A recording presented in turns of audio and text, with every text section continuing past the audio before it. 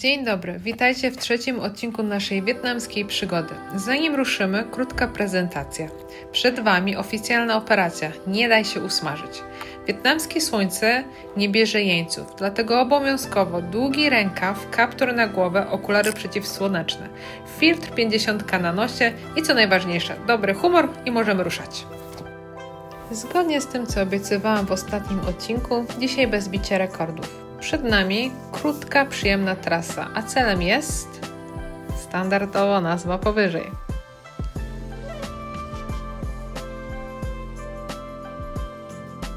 Aby urozmaicić sobie dzisiejszą trasę, podjechaliśmy zobaczyć trochę historii. Te dwie bliźniacze wieże z XII i XIII wieku. Ciekawostka, nazywane są bliźniaczymi, pomimo że takie nie są. Jedna jest większa od drugiej.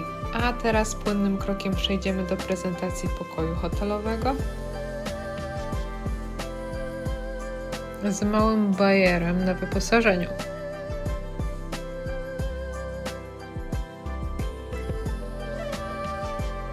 Tego dnia nasze kamery miały wolne, ale żebyście się nie poczuli pominięci, zobaczcie, co zastaliśmy na dachu hotelu. Piękny widok. A wieczorem zaliczyliśmy jeszcze spacer brzegiem morza i taka miła niespodzianka. Cała plaża gra w piłkę. W mieście panuje bardzo luźny klimat, którego nie znajdziecie w najbardziej turystycznych kurortach. Kolejny dzień możemy rozpocząć od tego pięknego wschodu słońca oraz od intensywnej rozgrzewki lokalesów o poranku. Nie czekaliśmy zbyt długo po śniadaniu, by ruszyć dalej, ale ten targ po prostu musieliśmy Wam pokazać. Jest tu wszystko. Owoce, warzywa, mięso i owoce morza, a wszystko to w otoczeniu lokalnych mieszkańców. Taka autentyczność daje niesamowitą energię na początek dnia.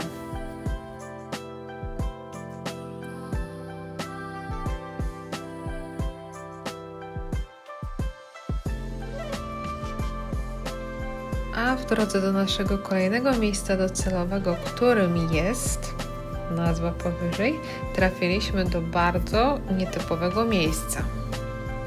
Krajobraz jak z filmu postapokaliptycznego, prawda? Pewnie zastanawiacie się, co tu się wydarzyło. To miejsce miało być wielkim wietnamskim Dubajem, nowym centrum luksusu, ale stało się wielkim placem budowy, o którym świat zapomniał. Głównym powodem tego zastoju jest upadek giganta firmy FLC. Wszystko stanęło w miejscu, gdy ich prezes został aresztowany za manipulacje na giełdzie.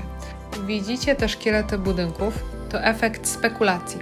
Deweloperzy budowali tylko tyle, żeby utrzymać prawo do ziemi, a potem kończyły się pieniądze lub zainteresowanie.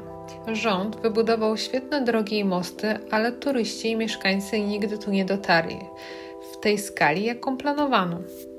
Trafiliśmy do prawdziwego miasta widma. Ten porzucony, rdzewiejący sprzęt, jak widzieliście, i puste hotele budziły w nas jakiś podświadomy lęk. Niby szerokie drogi, niby luksusowe plany, a czujesz na plecach ciarki, bo brakuje w tym wszystkim choćby jednej żywej duszy. Może lepiej opuśćmy to miejsce i ruszmy dalej.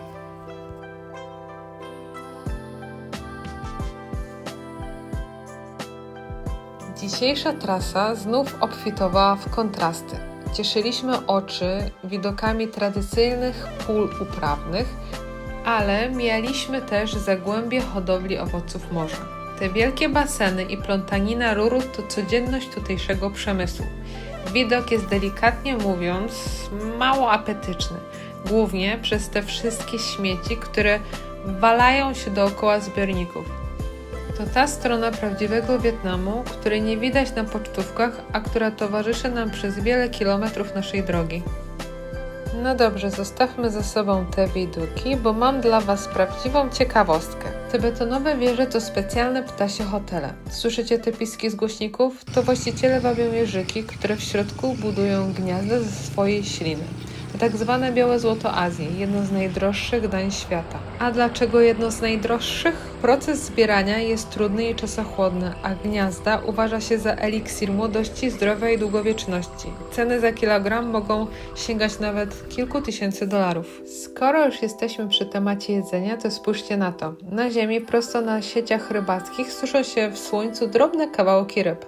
To tradycyjny sposób konserwowania żywności, który w tym słońcu zajmuje dosłownie chwilę. I niestety kawałek dalej czekał na nas zimny prysznic. Dojechaliśmy do samego brzegu i to, co zobaczyliśmy, było po prostu przykre.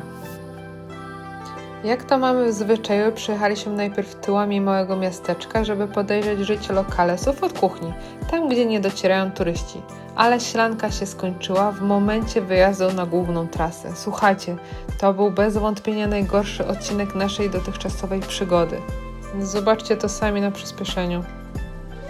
Poczuliśmy się jak w środku gry o życie. Setki tirów, pędzące autobusy i tumany kurzu. Totalny chaos, który kosztował nas mnóstwo nerwów.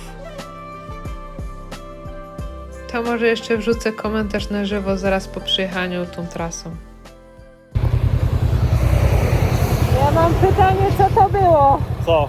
Ta trasa. To był dramat. Masakra.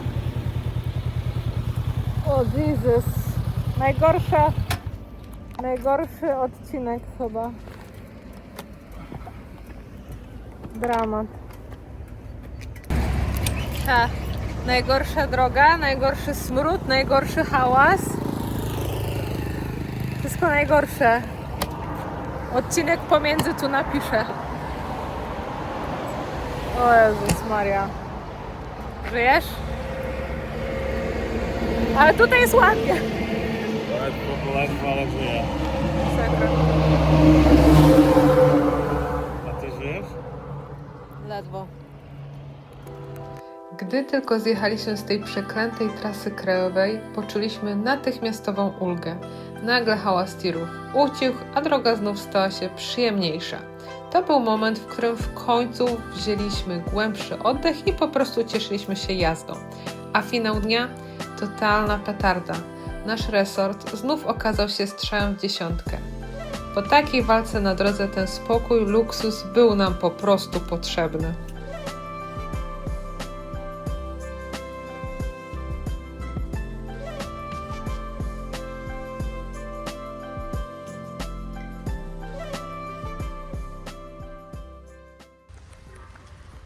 Jesteśmy już w nowej miejscówce, która jest bardzo ładna w sumie.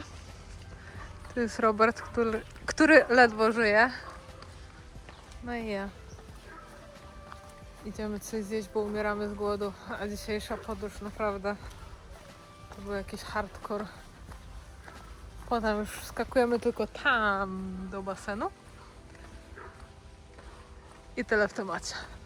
I co tu dużo mówić, jak powiedzieli, tak zrobili. No i chwilę w basenie też trzeba uwiecznić na filmie, a tym bardziej, że byliśmy jedynymi gośćmi, którzy korzystają z niego. Nie, tylko nie do wody. Relaks w basenie zaliczony, więc postanowiliśmy zrobić sobie wieczorny spacer do miasteczka i to była najlepsza decyzja dnia. Trafiliśmy do lokalnej knajpki, gdzie zostaliśmy ugoszczeni z niesamowitą serdecznością. Wietnamczycy według mnie są po prostu niezwykle sympatyczni. Mimo bariery językowej od razu poczuliśmy się tam jak u dobrych znajomych. A miejsce, do którego trafiliśmy, to absolutna perełka. Drewniana knajpka zbudowana bezpośrednio na wodzie, czyli tradycyjna pływająca restauracja, która jest sercem tutejszej społeczności rybackiej. Klimat jest niesamowity, zupełnie inny niż w typowych lokalach przy drodze. Siedząc tutaj czuć delikatny ruch wody i ten autentyczny, wyspiarski spokój. Kolejnego dnia obudził nas ruch tuż obok domku. Trafiliśmy na poranny punkt zbiórki towarów. Od świtu lokalesi odbierali tu świeże dostawy, pakowali je na skutery i ruszali dalej w miasto. Uwielbiam to, że wystarczy otworzyć drzwi, by od razu stać się częścią tej wietnamskiej codzienności, która tętni energią już od pierwszych promieni słońca. Wymyśliliśmy plan idealny. Ruszymy skoro świt, żeby przechytrzyć tiry i mieć drogę tylko dla siebie. No cóż, plan był świetny, dopóki nie wjechaliśmy na asfalt. Okazało się, że nie wzięliśmy pod uwagę jednego. Połowa Wietnamu wpadła na ten sam pomysł, tyle że oni jadą do pracy. Zamiast pustej trasy staliśmy się częścią gigantycznej dwukołowej rzeki. To nasz przedostatni dzień na 2 kołach. Emocje powoli sięgają zenitu, bo naszym dzisiejszym celem jest legendarne, mam nadzieję, że dobrze wymówię, Hoi An. Hoi An to miejsce wpisane na listę UNESCO, które zachwyca żółtymi fasadami domów i unikalną architekturą łączącą wpływy japońskie, chińskie oraz wietnamskie. To miasto słynie z kultowego mostu japońskiego, magicznego klimatu lampionów oraz rzemiosła krawieckiego. Ale zanim zabiorę Was na wieczorny spacer po centrum, nie możemy zapomnieć o prezentacji pokoju.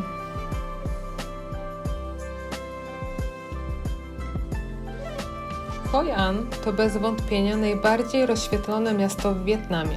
Setki kolorowych lampionów, które po zmroku odbijają się w rzece, tworzą atmosferę jak z bajki. Ten magiczny widok przyciąga jednak ogromne tłumy, więc trzeba się przygotować na spacer w towarzystwie tysięcy turystów z całego świata.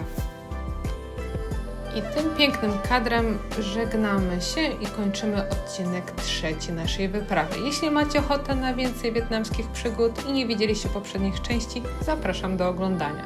Widzimy się już niebawem w ostatnim odcinku.